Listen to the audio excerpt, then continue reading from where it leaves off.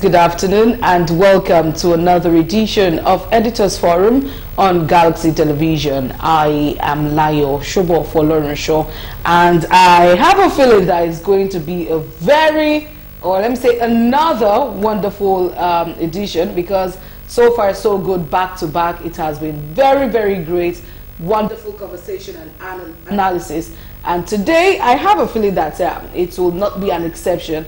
Rather than being an exception, it will even be more exciting, because the topics of the day are very intriguing and sensitive. And also, from what I have seen off air before we start with my guest in the studio today, it's going to be very, very hot. I hope I'll definitely be able to quench the fire and, you know, bring it under control. All right, once again, you're welcome. It is Editors Forum on Galaxy Television, where we have solution-driven discussion and analysis on issues that happened during the week, issues on the front burner. We'll just bring one or two of them, we'll look into them, zoom into them.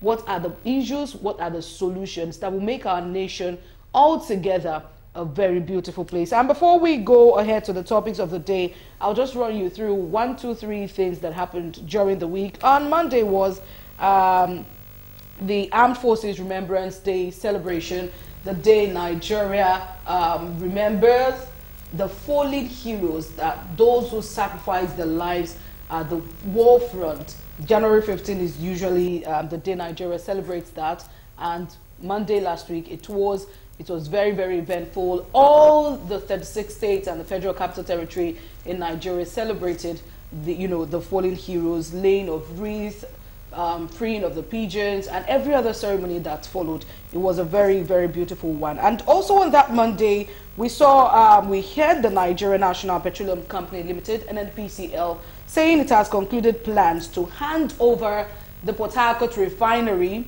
to private operators. Now, that will be our very first topic that we'll be looking at today, just very quickly before we delve into the bigger picture. And on Tuesday, it was another series of legal battle at the Supreme Court, and the Supreme Court, doing justice or passing judgment on electoral petitions, so to say.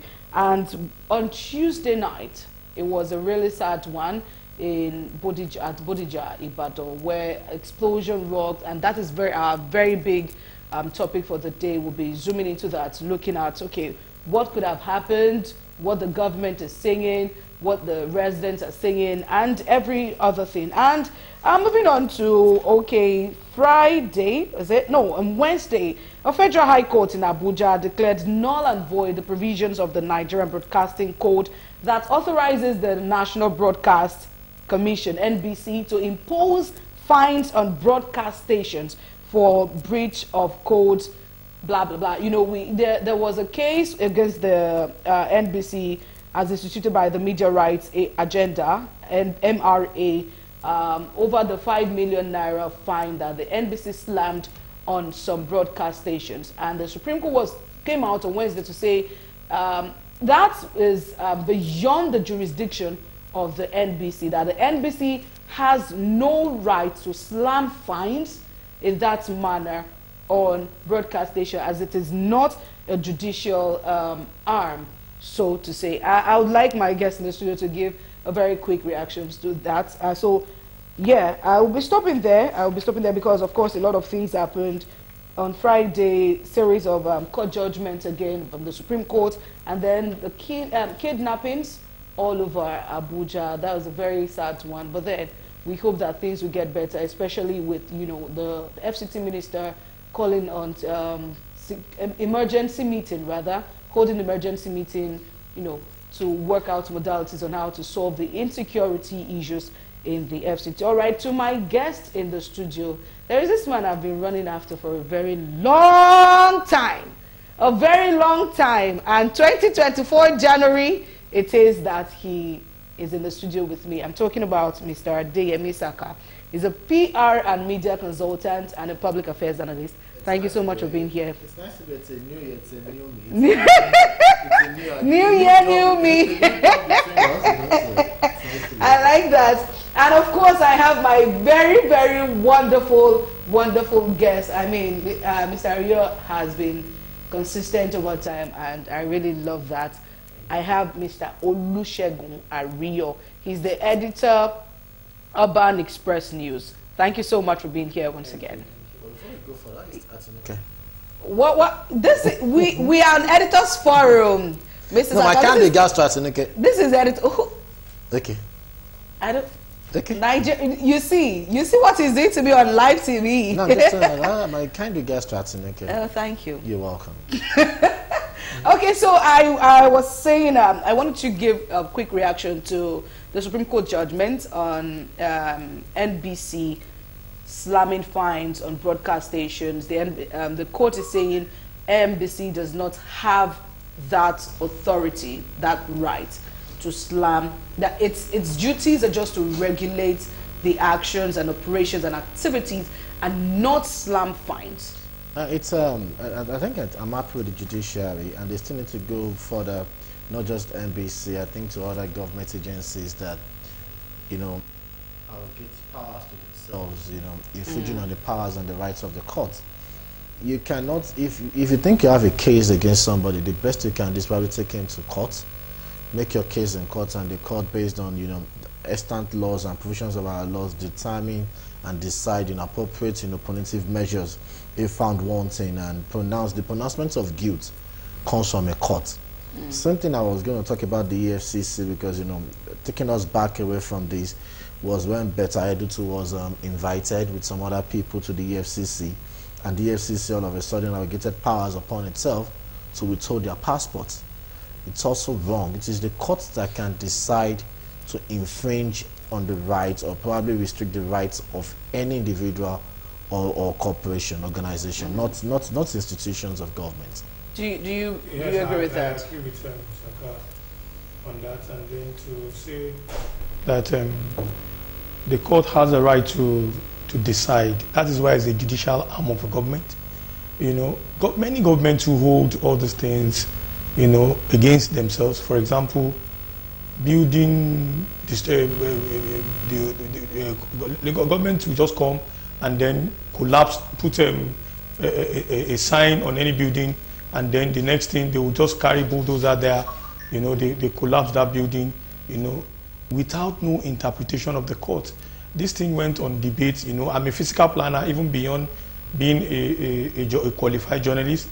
Okay, I debated it that if you are being served to leave a particular property, you should go to court to have a jurisdiction of, destroying that building, not for you to take laws into your hand. So government of the day should be able to know that you can't approbate and reprobate at the same time.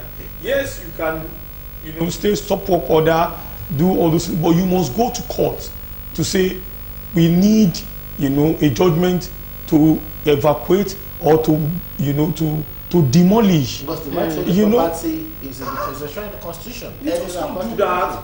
You see the government of the day everywhere. They will just, even Abuja recently, people carrying placard, and then government will allow them to carry placard to protest, and then government, before you know, they will take a bulldozer there and then begin to demolish. In the first instance, I would ask a lot of questions. Why do you give approval to ask those people to go and pay some amount of money, and then that is being paid, and then you ask them to build, and when they get to a certain stage, you say they are not supposed to build there? Yeah, so all those things must be a pronouncement from the court. Okay.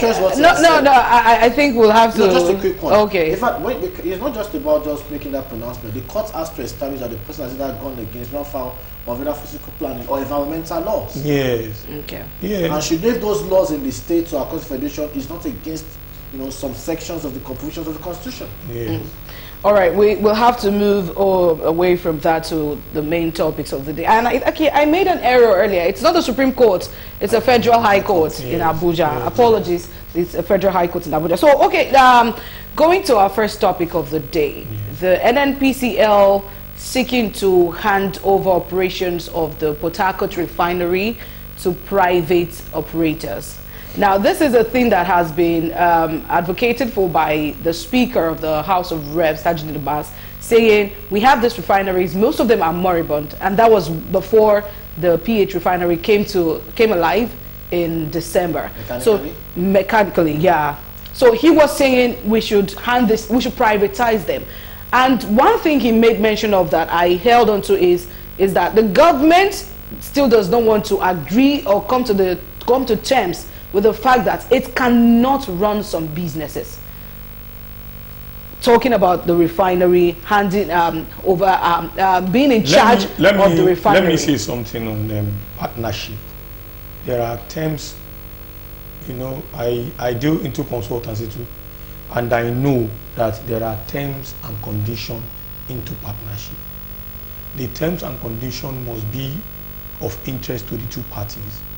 But in this case, the terms and conditions must be of interest to Nigerians, because the Port Harcourt refinery is owned by Nigerian government and by extension Nigerians. Okay, so the terms and conditions must be opened, that Nigerians must know what exactly is in terms and conditions in, you know, transferring into private sector.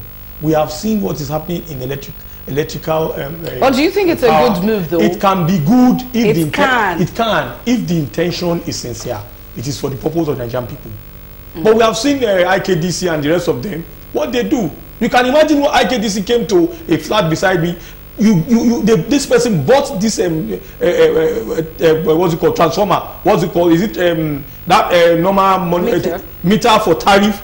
And you came and then you put up a letter that the person should come, and that it is not supposed to put that meter there. For about 10 years, this person using this meter. So you can imagine. So they will want to exploit the people, the residents, and then if not for the fact that the person with all these words said he is going to meet the director, they will want to begin to, you know, exploit people because of the terms and conditions. Nigerians are the ones suffering, you know. So the terms and conditions must be favorable to Nigeria, must be put to a court of public opinion for Nigerians, expatriate, engineers, environmental, everybody to look at it, to say that okay, this is done in the interest of the Nigerian people, not in shrouded in their normal way, and at the end of the day, you begin to see that it begins to flop, and then we begin to come here and begin to talk. Mr. Esaka, you were smiling the other time. I don't think you agree with that. I find it laughable when people just try to attempt to insult the collective intelligence of Nigerians.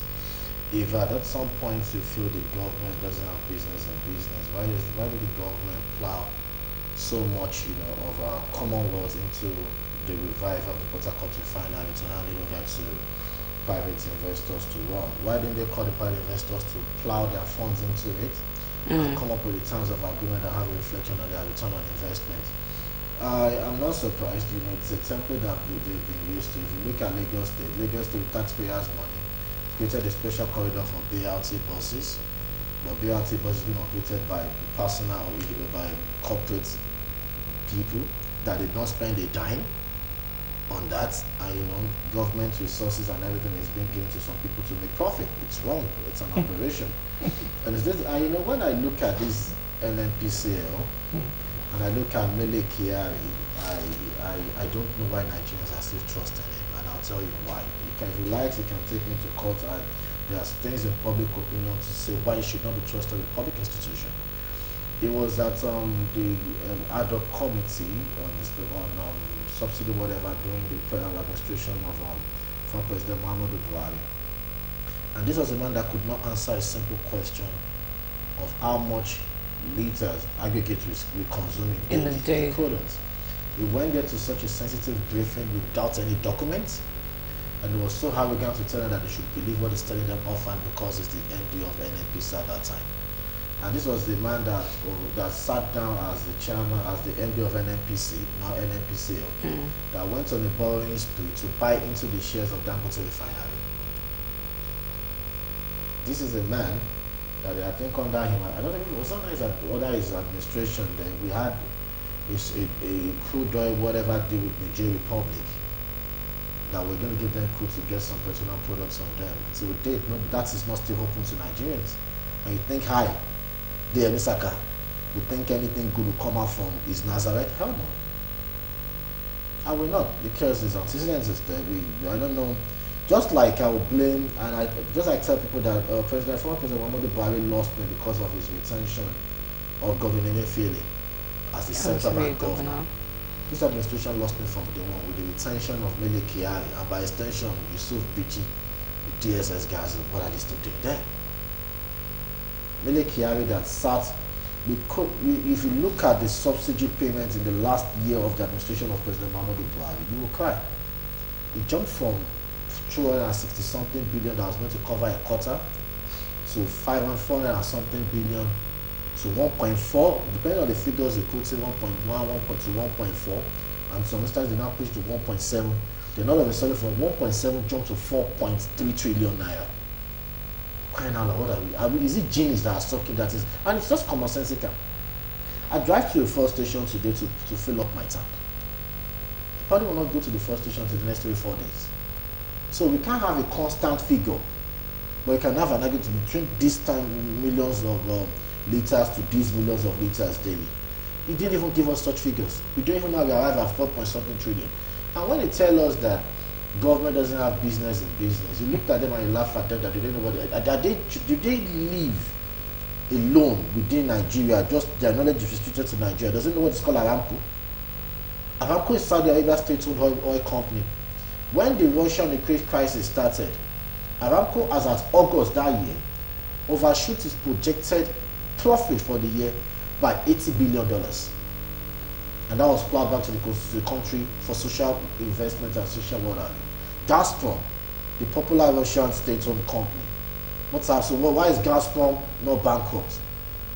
But there has been calls for privatization of so many of this, because it feels like the government cannot even, you know. Why are you now spending our common wealth to hand it over to some people to come and make profit? So like that is what you feel is wrong here now. We were going to privatize those refineries. There's no need repairing it. There's no need for you pouring so much. So you just, one of the guys are just coming, they're just going to come with briefcases and make money and go. What is their investment? You tell them they're coming with what? Make money, support them. The government official will support them. You know, I'm telling you from experience what I know from investigation. Okay, they will support them. Okay, those that are coming, they will bring them. Actually, they will not follow due process. They will bring them and they will back them. And when they get whatever they are getting, they will be getting from them. No, but that is where transparency is no more transparent. Normally, when you want to hold on, when you want to, that is what they do in the first instance. They will follow that process. But so we don't know what is behind that. We can't come on live to say they bring people. They will bring people. Crude oil business is not groundnut business. There are some resources across the globe that is restricted to selected few and government. Crude oil, gold, diamond, and what have you.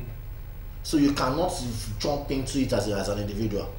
The government, either directly or indirectly, must back you to come on board. And it's like, it's not just about Nigeria. Now, this is not me talking down my country. It's like it's across the world. Because every crude oil buyer and seller knows themselves. So don't think, okay, you form a consortium and go and bid now and think you will get it. You will get it. You would. If I have all the bank guarantees and the resources and what have you, it's just also like telecoms. So what would you rather have the Nnpcl do now? That the government... We spend taxpayers' money on the Port Harcourt Refinery to come back on board mechanically. Yes. And by the time it becomes operational, let Nigerians get that deserving return on investment on our investment of Commonwealth on it by whatever means or medium you want to do. Then when you think you've done this, then you cannot come up with a roadmap for your privatization, because you cannot tell me you spent let's say $20-30 billion or let's say $5 billion, and some people just cannot say because they're coming with technical support or technological transfer, that's why you're handing over Port Harcourt Refinery today, and they will now pour, because even as I am, it's not about profit making. I'm not a charitable organization. I'm not United Nations. I'm not Red Cross. So every business-minded person is coming to any enterprise to make profit, and at the expense of humanity. That these people will not be different. They are not being wicked. It's just the rule of business and ethics of business. So what is in there for Nigerians? So do we tell me that at the point the best petroleum person across the globe was Rewan Lukman? He was a Nigerian. So are they coming? Are they special beings, or are they coming with AI fixed brains that we don't have, that they are going to now? I don't know what they are coming with. Okay, so taking from what we have said so far, first of all, the Nnpcl should rather... It is irresponsible. That proposition is irresponsible. So should rather let it continue to be run by it, and then after Nigerians have, you know, returns on our commonwealth, then they may think of privatization. And as you said, the terms and conditions must be spelled out and clear to Nigerians. And in addition, they should not start going on another spending jamboree, another refineries to now think they want to, since they know that they want to now privatize. Yeah. They should rather just... They should not just start doing like that. And then the investors should come in, assess it, and then give their evaluations and their decisions. And put their own money into it. Whatever they want to do from there, the terms and conditions will be spelled out. So and then if it is okay by the Nigerian people and the government, they should allow them to go. If it's not, but definitely no, every investor is willing to come to Warri Refinery to build, rebuild, make it up to standard, competitive all over the world, okay? But the government should just allow this thing to flow for the masses, for heaven's sake. Okay. People are suffering, buying crude petrol PMS for 600, 700. In fact, that price they are buying itself, let us tell ourselves the truth. The government of the day is also even insincere or untruthful to Nigeria. I know that. Because they said there's no subsidy the again. 600 naira per litre that they agreed was a reaction and a reflection of the exchange rate as at that time. And now it's... The exchange rate is twice what it was that time when they gave us 600 naira. It is very obvious. Okay.